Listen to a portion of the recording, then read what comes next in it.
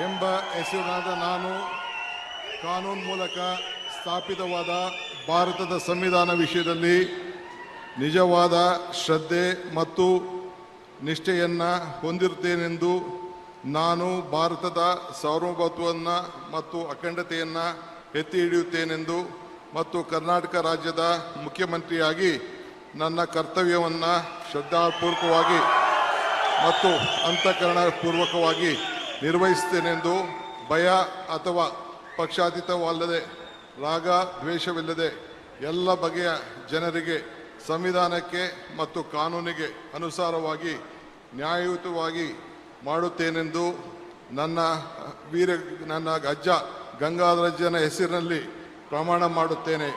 ಶ್ರದ್ಧಾಪೂರ್ವಕವಾಗಿ ಪ್ರತಿಜ್ಞೆಯನ್ನು ಮಾಡುತ್ತೇನೆ. ಮಾನ್ಯ ಮುಖ್ಯಮಂತ್ರಿಗಳು ಈಗ ಪ್ರಮಾಣ ವಚನಕ್ಕೆ ಸಹಿ ಮಾಡಲಿದ್ದಾರೆ.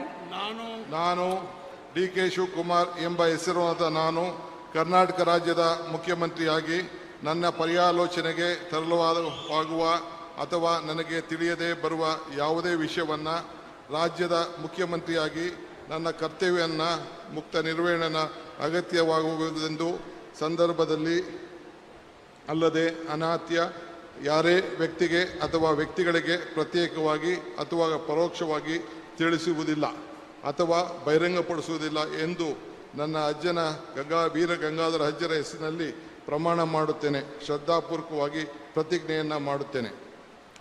ಧನ್ಯವಾದಗಳು ಸರ್.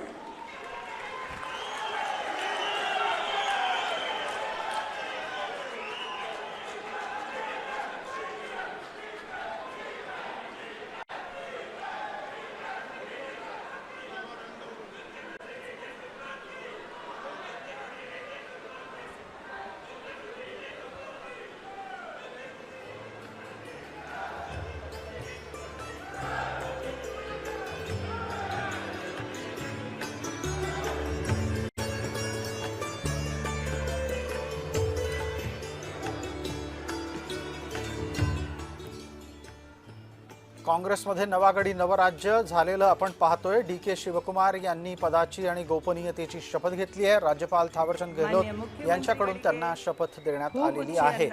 या शपथविधीला काँग्रेसचे राज्यातले महत्त्वाचे नेते तसंच राष्ट्रीय अध्यक्ष उपस्थित आहेत.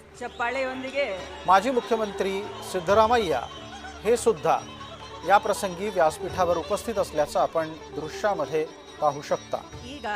ನಾನು ಡಾಕ್ಟರ್ ಜಿ ಪರಮೇಶ್ವರ್ ಅವರನ್ನು